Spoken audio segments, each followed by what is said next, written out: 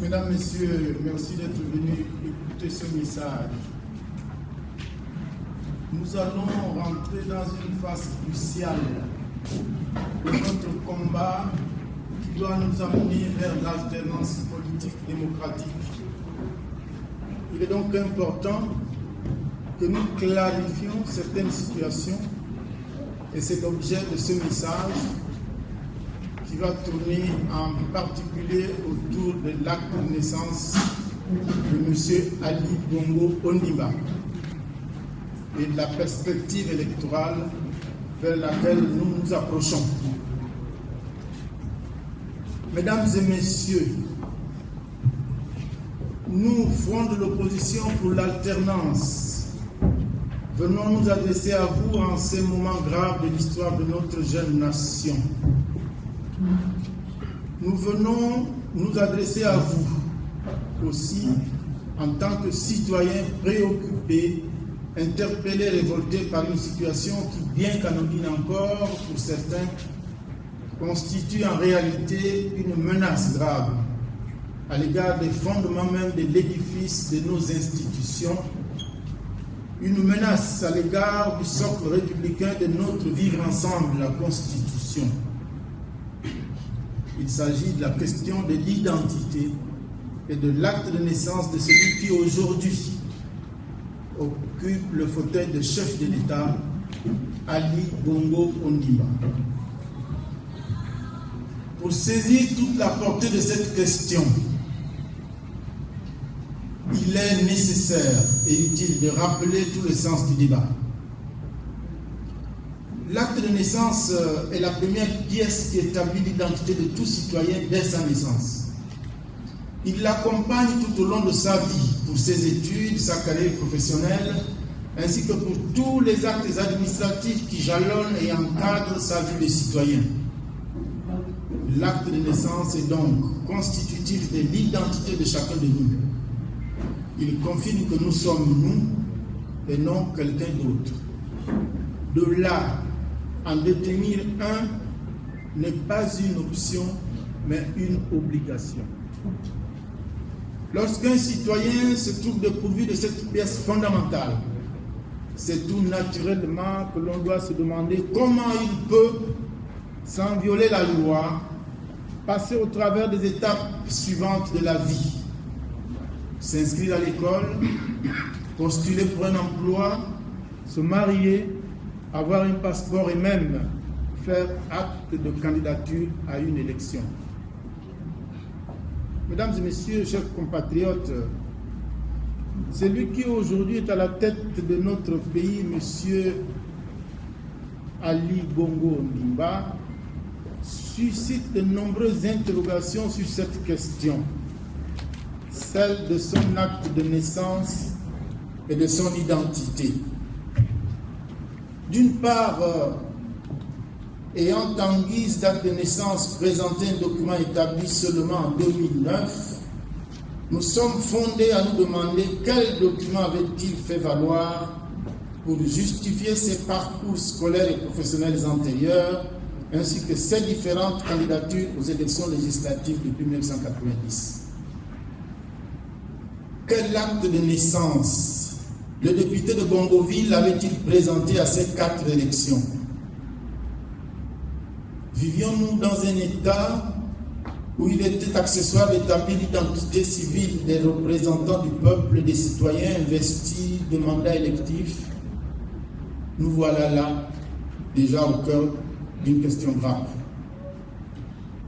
D'autre part, ce défaut d'acte de naissance dévoile l'impossibilité d'établir la nationalité gabonaise de M. Ali Bongo Ondimba. Il suscite, alimente, voire confirme les doutes sur les origines de ces derniers. Mais bien plus grave encore, conscient de son défaut d'acte d'état civil et des doutes non levés sur ses origines, le même Ali Bongo Ondimba convoite d'accéder à la charge suprême au mépris des dispositions constitutionnelles qui encadrent clairement une telle ambition. L'article 10 de la Constitution est explicite sur cette question. Sont éligibles à la présidence de la République tous les Gabonais des deux sexes jouissant de leurs droits civils et politiques, âgés de 40 ans au moins et résidant au Gabon depuis 12 mois au moins. Toute personne ayant acquis la nationalité gabonaise ne peut se présenter comme candidat à la présidence de la République. Seule sa descendance ayant demeuré sans discontinuer au Gabon le peut à partir de la 4e génération. Comment peut-il établir sa nationalité gabonaise dès lors qu'il est incapable de produire le moindre acte de naissance?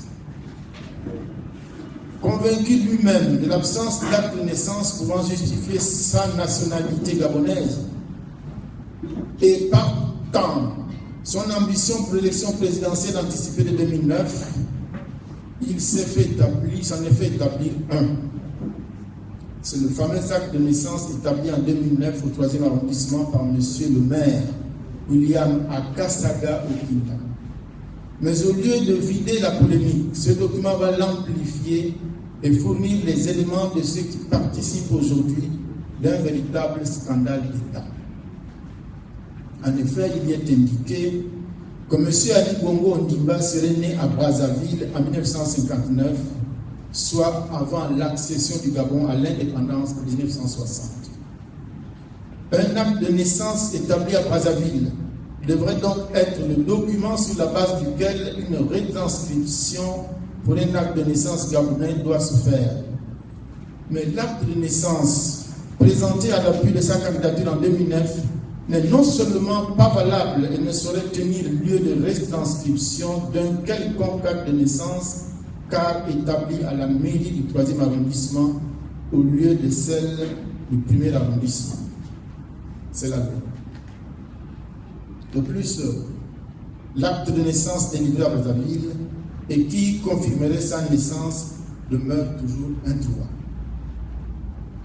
Réalisant s'être fourvoyé dans cette voie, M. Ali Bongo Ondimba s'est fabriqué des témoins pour attester de ce qu'aucun document ne peut établir. Les assemblées foraines des parents, amis et autres affiliés se sont ainsi succédés pour attester soit de sa naissance à Brazzaville, soit de sa filiation avec le défunt Bongo Ondimba, soit de sa nationalité gabonaise. Nous avons dès lors eu droit à tout, des césariennes avant l'heure aux accouchements à intervalles de 4 mois, un livre racoleur en passant par des photos anachroniques et trompeuses. Tout cet indigeste spectacle, au cours duquel les fous du roi se contredisaient les uns les autres, nous a été imposé sans qu'aucun document recevable ne fût réellement présenté. Au final, point d'acte de naissance, sinon celui de 2009 qui finira lui-même par reconnaître comme étant un faux document. Tout le monde se souvient. Cette déclaration a été faite sur RFI. Mais des compatriotes et patriotes courageux n'ont pas attendu ces aveux pour faire éclater la vérité, dénoncer l'imposture et le mensonge au plus haut niveau de l'État.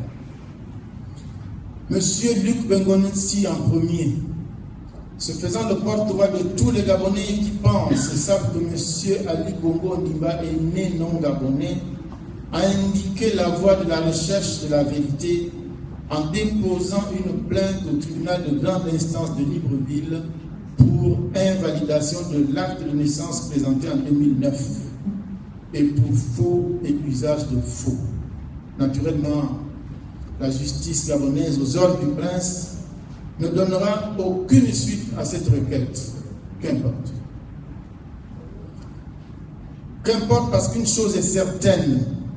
Pour se présenter à l'élection présidentielle du 30 août 2009, Ali Bongo Ondimba a présenté un faux document, violant de ce fait le serment qu'il a prêté par la suite devant le Parlement et la Cour constitutionnelle, un cas flagrant de parjure et de haute trahison.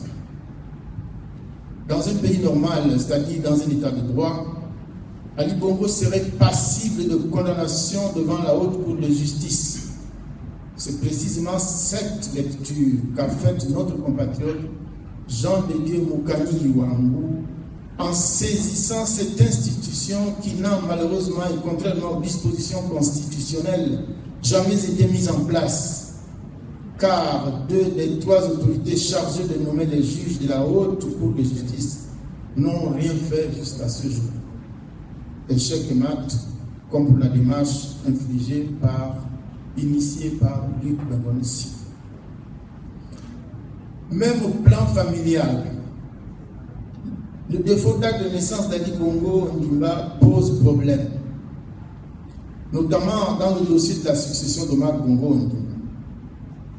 C'est ainsi que, constatant l'absence d'acte de naissance de son demi-frère dans le dossier de la succession, Anaïda Maïcha Bongo Ondimba a saisi le tribunal de grande instance de Nantes, localité où sont conservées les archives des ex-colonies françaises d'Afrique.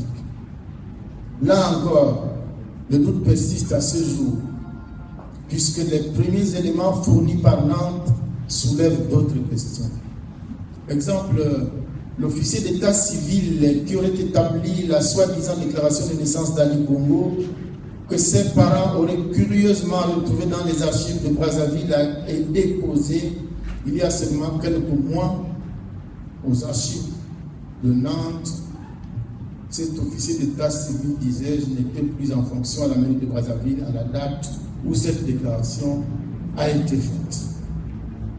En outre, les recherches faites par les membres du Front auprès des personnes nées à Brazzaville révèlent que le formulaire utilisé pour la déclaration de naissance d'Alain Bernard Bongo, devenu Ali Bongo Ondimba, n'est pas le bon. Dans ce dernier cas, il pourrait encore une fois s'agir d'un dossier faux, d'où la nouvelle plainte introduite par les avocats d'Onaïda Maïcha Bongo Ondimba.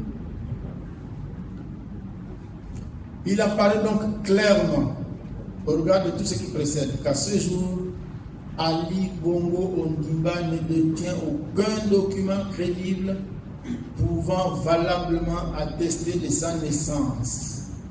Même si d'aventure, pour les raisons qu'on devine aisément, Ali Bongo Ondimba venait à sortir de son chapeau un énième acte de naissance, il serait automatiquement frappé de caducité et confirmerait une fois de plus la qualité de faux de l'acte délivré par M. Serge William à Kassaga Okunda et qui lui a permis de perpétrer le coup d'État électoral de 2009.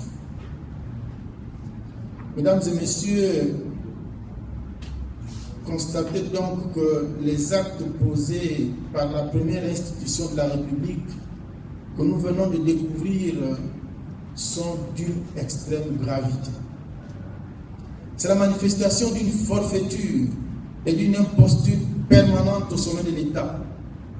Il est de notoriété publique que les institutions de la République, la Commission électorale nationale autonome et permanente, le ministère de l'Intérieur, la Cour constitutionnelle, l'armée gabonaise, entre autres, ont encouragé et cautionné cette forfaiture. Ces faits nous interpellent tous et nous indiquent clairement que la destitution du président de la République devient une nécessité absolue. Il est en effet indispensable que chaque citoyen puisse se conformer aux lois et règlements de la République afin d'établir un véritable état de droit. Comprenons-nous bien, il ne s'agit ici ni d'une sophistication juridique, ni d'une posture de style, ni encore moins d'un caprice intellectuel.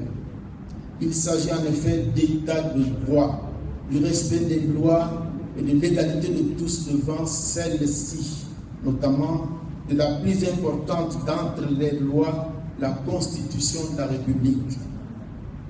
Oui, il s'agit du respect de la Constitution qui est l'expression de notre idéal de vie commune et le fondement de notre vivre ensemble.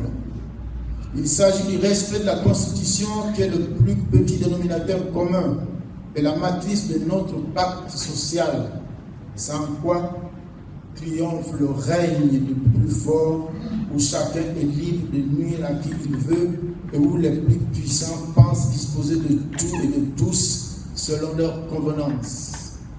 Il s'agit du respect de la Constitution qui garantit que la loi s'applique à tout le monde et pas uniquement aux Gabonais de sous-étage.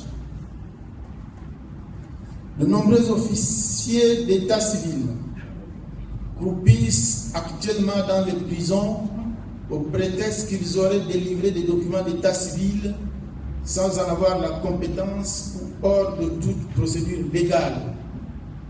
Pourquoi en serait-il alors autrement pour M. Ali Bongo Ondimba et Serge William Akasaga Okenda,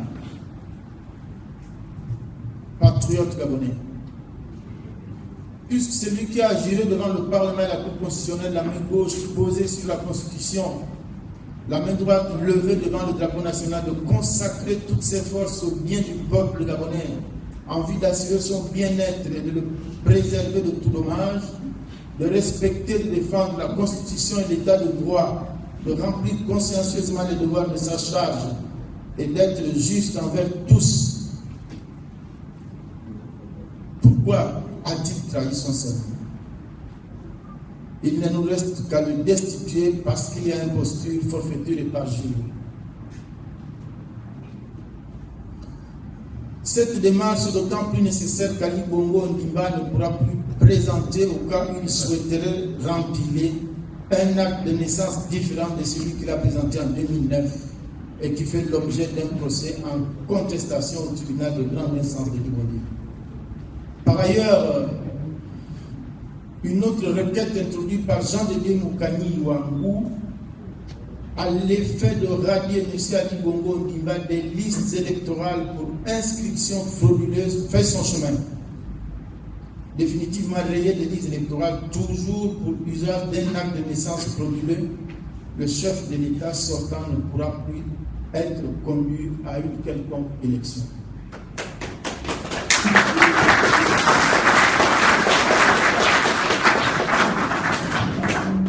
Mesdames et messieurs, chers compatriotes, comme nous pouvons le constater, les conditions pour la tenue d'une élection démocratique, comme on l'entend, sont loin d'être réunies. Bien au contraire, le dispositif du prochain coup d'État électoral est déjà en place. Les 4 institutions qui sont à la manœuvre dans le processus électoral d'amont en aval, à savoir la préparation, l'organisation, la proclamation et le contrôle des élections, ont déjà choisi leur camp. Le ministre de l'Intérieur déclare Obi et Orbi que tant qu'il sera à l'avenue de Pointin, aucun opposant ne sera déclaré vainqueur à l'élection présidentielle. La Sénat, qui n'a rien trouvé à redire malgré de nombreuses observations faites sur la non-conformité de l'acte de naissance du candidat Ali Bongo Ondimba en 2009. La Cour constitutionnelle, au trône depuis 25, avec à sa tête le même président, est encore là pour défendre les intérêts du clan en dépit des décisions en trompe-l'œil prises par elle dernièrement. Au sein des forces de sécurité et de défense, presque tous les soldats, sous-officiers et officiers ont pris du galon le 1er janvier 2016. On imagine bien pourquoi. Mesdames et messieurs, pensez-vous qu'il est opportun d'aller aux élections avec un tel dispositif? Non. Non. Mesdames et messieurs, pensez-vous qu'il est opportun d'aller aux élections avec un tel dispositif? Non. Il faut donc modifier ce dispositif qui n'a pas permis à l'opposition de prendre le pouvoir et réaliser l'alternance tant attendue malgré ses victoires dans les urnes en 1993, en 1998, en 2005 et en 2009. C'est avec les lumières du passé qu'on se dirige vers l'obscurité de l'avenir. L'expérience des scrutins antérieurs va donc nous guider. Et c'est ce qui explique notre déclaration faite le 19 juillet 2014 au collège Njorere, à la naissance du front de l'opposition pour l'alternance. Ensemble, nous avons pris la décision devant Dieu, devant le peuple gabonais de tout faire pour amener le pouvoir à organiser la prochaine élection présidentielle dans la transparence. C'est l'un des actes fondateurs du front. Organiser des élections dans la transparence pour dire l'alternance que nous visons. Aujourd'hui, chers compatriotes, la démarche de ceux qui ont décidé d'aller aux élections dans les conditions que nous venons de dénoncer nous paraît curieuse, sinon suspecte. Peut-on encore aller à une échéance électorale avec Ali Bongo? Non. Peut-on croire en l'actuelle Cour constitutionnelle? Non. Peut-on encore faire confiance à son président actuel? Non. Peut-on penser un seul instant que le ministre de l'Intérieur, pas comme Moubele Boubeya, puisse déclarer un opposant vainqueur? Non. Nous sommes convaincus que les Gabonais savent tirer les leçons de l'histoire et qu'ils refusent désormais de se laisser conduire aux élections en victime expiatoire d'un clan, le clan Bongo PDG. C'est vrai, non? Oui.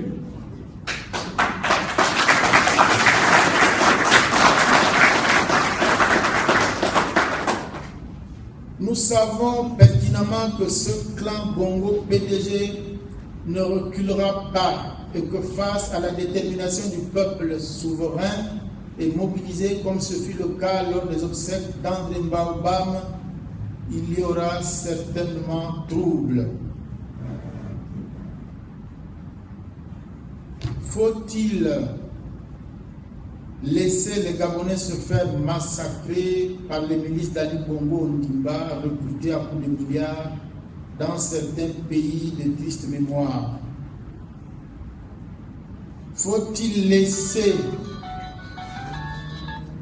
les Gabonais, disais-je, se faire massacrer par les milices d'Ali Bongo Ondimba, recrutés à coups de milliards dans certains pays de triste mémoire? Non. Non.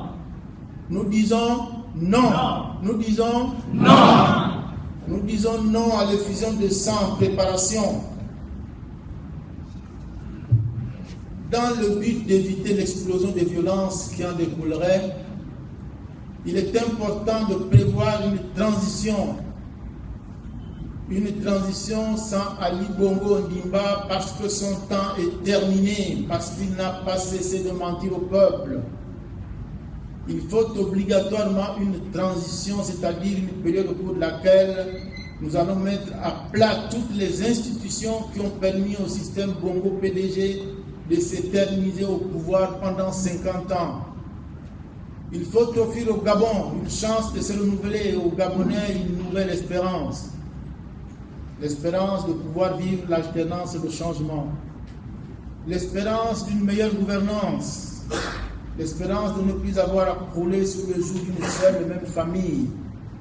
L'espérance d'un pays meilleur à léguer aux générations futures. Chers compatriotes, amis patriotes, non, la terre si hospitalière de nos ancêtres n'est pas condamnée à être une terre à conquérir et à humilier.